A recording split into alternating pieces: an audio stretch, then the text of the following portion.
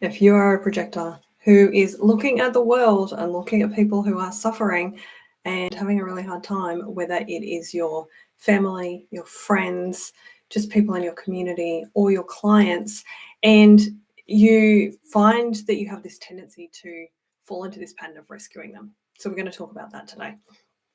So this came up recently this week in a session with a client. But it is something that I have seen again and again and again and again with projectors, and it's something that I've had to spend quite a bit of time working through myself as a projector. If we haven't met before, I'm Carolyn Southwell. I am a projector who's been working with human design for 11 and a half years. And today I want to actually do something a bit different. I'm going to try and use the whiteboard and we'll see how that goes. Because I want to talk about something called Karpman's drama triangle. And if you have seen it before, it'll be a good revision for you because we're going to apply it to human design. And if you haven't, then I think you're going to find it really enlightening. If you're a projector who is like, yeah, but these people are hurting and I want to help them, but then you get frustrated because they are so stuck in their victim mentality that they are whinging, complaining, waiting for you to rescue them and not actually making progress. So what can happen for us as projectors is because we can see really deeply into other people, we can see how they could help themselves. We can see what would help them. And if you are like me, where and our society conditions us to behave this way, and I'm actually going to shift this already and see if we can show you. I want to show you this whiteboard. So Karpman's drama triangle shows us in these roles of either the victim, so the person that had something bad happen to them. Now, if you're like me, you probably had an interesting / challenging childhood and you know what it's like to have something happen to you that is pretty awful.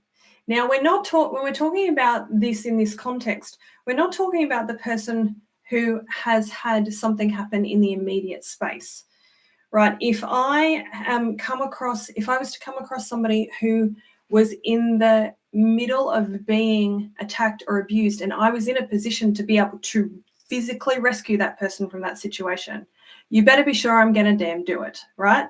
But what we're talking about is when somebody has an experience like this that we've all had at some point where we didn't feel safe for any reason, and we find ourselves that person finds themselves falling into that role of playing the victim long after the experience of where their safety was truly compromised. And so let's look at these other two roles, right? So then we have us coming in as the potential rescuer. Now, again, we're not talking about the acute situation where it's actually happened. We're talking about like what happens when we interact with a person who is playing the role of the victim, who says, this bad thing happened to me, woe is me. And they're really looking for somebody to rescue them. So rescuing is going to look like, let me help you, the overdoing, the overgiving, right? Now, what happens within this triangle is you also have there's always a third person, always.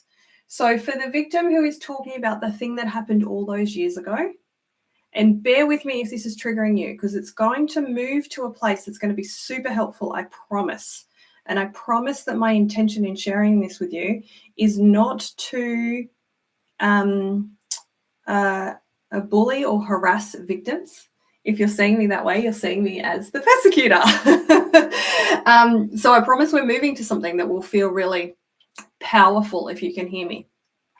So the persecutor might be the person who hurt the victim all those years ago, or last week, or yesterday, or whenever the thing happened.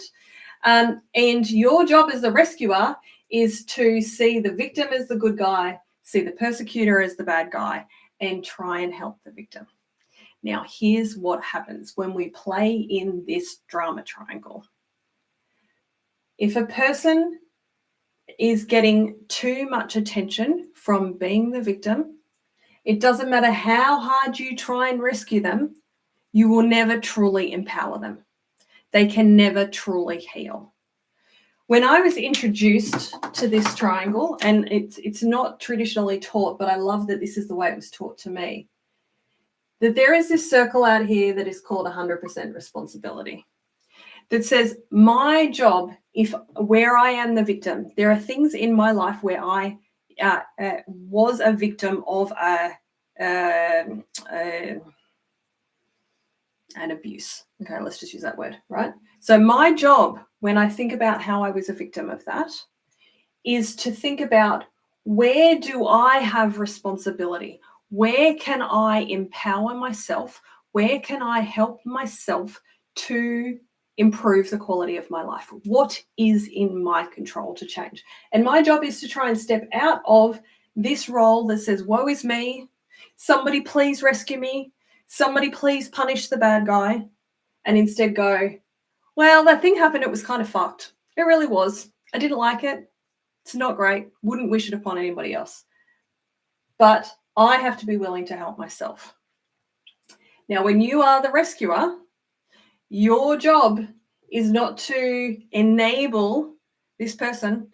Your job is to be out here already in 100% responsibility and see this person and encourage them to make this step. This has good intentions. When you are aiming to be the rescuer, you have good intentions. You are seeing this person who is suffering, whether they are your friend, whether they are your family member, whether they are your client, whether they're a member of society, a workmate, like a teammate at work, whoever the person is, your intention is to help because you don't want that person to suffer. That is noble, but it doesn't help them. What helps them is to sit out here instead and go, wow, I observe you and I see that you are suffering. And I want to help you, and I can help you, but only to the degree that you are willing to help yourself. Now, let's talk about this in the context of being a projector. One of the most useful things that I have discovered as a projector is the power of waiting for an invitation. When I was busy seeing people as victims and busy rescuing them, because I couldn't handle the fact that they were in so much pain and I felt powerless. This is what we do as rescuers. We go, I feel powerless because this person's hurting and I want to help them. And when I was doing that, I would be so busy initiating, trying to solve their fucking problems for them. When I got better at waiting for the invitation, sitting out here and waiting, I can tell you, it's uncomfortable. It's very uncomfortable. But when I got better, I don't do it all the time. I'm not perfect. Just watch me with my family. I trip over the shit all the time. But I'm better at it with my friends. I'm better at it with people in general society, and I'm better at it with my clients for sure. When I wait and I sit out here and I go, wow, they're suffering. Okay, I'm going to send them some love. I'm going to be with my own discomfort in watching somebody suffer. And again, we're not talking about in the acute moment. If one of the kids in the street has just suddenly been hurt by somebody and I'm in a position to do something immediately, that is very different. We're talking about where somebody is holding on to this role and they've made it a part of their personality. This person can heal if we help them step out to 100% responsibility. As a projector, waiting for the invitation makes a huge difference in terms of this person communicating, hey, I don't want to be the victim anymore. Yes, I acknowledge that this bad thing happened to me. Yes, I acknowledge that there was a shithead who did something to me, whether it was a parent or somebody else. But I don't want to sit here anymore. I want to feel better. I'm willing to do something. Can you help me? Yeah. Now, receiving an invitation isn't always going to magically mean that this person moves out of here, but in my experience, it dramatically increases the likelihood of that being the case. So if I can, and when I do, sit here with love and meeting the parts of me that feel so uncomfortable, because we rescue because it feels so damn uncomfortable. We see the person hurting. We're good humans who want to help our fellow humans, but we're unwilling to meet how uncomfortable it feels within ourselves. If I can do that and sit here and help this person move out, there is a much greater likelihood, if I've waited for the invitation, that they will make that move. And what I'm doing, especially if I'm doing this with clients, is I will give them a chunk. So I'll do a session, for example, or they'll come along to a class. And then what I want to see is how much of that do they implement? How much do they help themselves after they've received my guidance? The clients that make a lot of progress are the ones who have made some progress, even if they've only managed to do this bit. They took actions. They helped themselves. And if they come back and ask me to help them again, then I can help them do a little bit more, right? So this is our job as projectors. It is to recognize where we are accidentally, unconsciously trying to rescue people because they're in pain, and to realize if I keep rescuing, here's what's going to happen.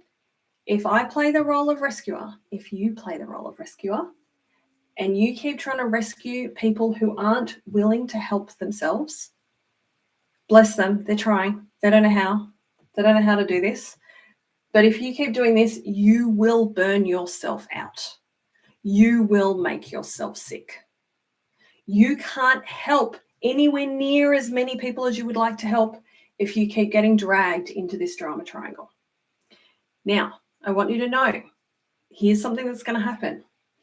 Is when you try to empower the person who doesn't want to be empowered, sometimes when you sit out here and you try and support this person, and especially if you decide that you're going to empower them, but you don't wait for the invitation, so you're busy initiating, this person who doesn't want to move out here is going to paint you as the bad guy. They're going to say, oh, I thought you were a good person. Oh, I thought you were going to help me. You're the bad guy who's making me feel bad. Can't you see that I need help? Again, this is very different. We need to make a really clear distinction between the person who genuinely is a victim in an acute situation where we have to step in. I can tell you, if I have a car accident, I friggin' want a paramedic to come in and help me if the situation requires it. But I can't stay in that situation talking about that experience again and again and again and hope that somebody is going to make me feel better. I have to be willing to make myself feel better.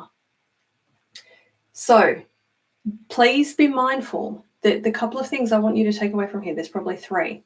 1, you can make a much bigger difference as a projector if you step into this place of 100% responsibility for yourself and recognize that these people, even this person who is playing this role, all of us can choose to step out to 100% responsibility and improve the quality of our own lives. But it starts with you. It starts with you saying, I'm not going to rescue people who aren't willing to help themselves. I'm going to wait for the invitation and I'm going to help people who want to help themselves, because that's how I can do the most powerful work in the world. That's how I can truly help the most people. And it's uncomfortable, right? So that's number 1, 100% responsibility for yourself and like waiting for the invitation will help immensely. Number 2, recognizing that if you have previously been rescuing people, for a while there, 1 or more people might start to see you as the persecutor. They might start to see you as the bad guy. And again, your job is to be outside the circle and go, oh, I observe that this person is seeing me as the bad guy. Isn't that Interesting. Okay, if that makes me feel bad, I'm going to meet the parts of me that feel that way. But I'm going to hang out in this loving, I could have made these love hearts, this loving, present, kind, self-aware place of I am powerful and you are powerful too. And all of these people could choose to step out here if they want to. They have to choose it for themselves. And so point number 3 is the thing that has helped me the most to make this shift and to remember to make this shift over time has been a deconditioning process. Now, that's the work that I do with tapping. I do it personally and professionally. At this point, 10 years in my tapping journey, I am now teaching this in classes. So in the video description, there is a link to join the email list. Now, at the moment, I send out semi-regular email newsletters, and that's where I'm notifying people of the upcoming group class. So if you know that you would like to learn that in the most cost-effective way possible, then jump on that email list. If you're like, Carolyn, I don't want to wait for whenever your class is, just show me your one-on-one calendar. Can you teach me personally? Yes, I can. So again, there's a link in the description for the one-on-one option to learn that. And then I can also tailor it specifically to your human design.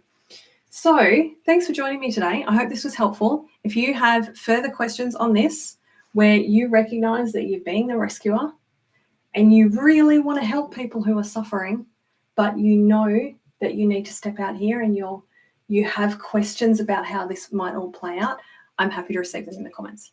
Bye for now.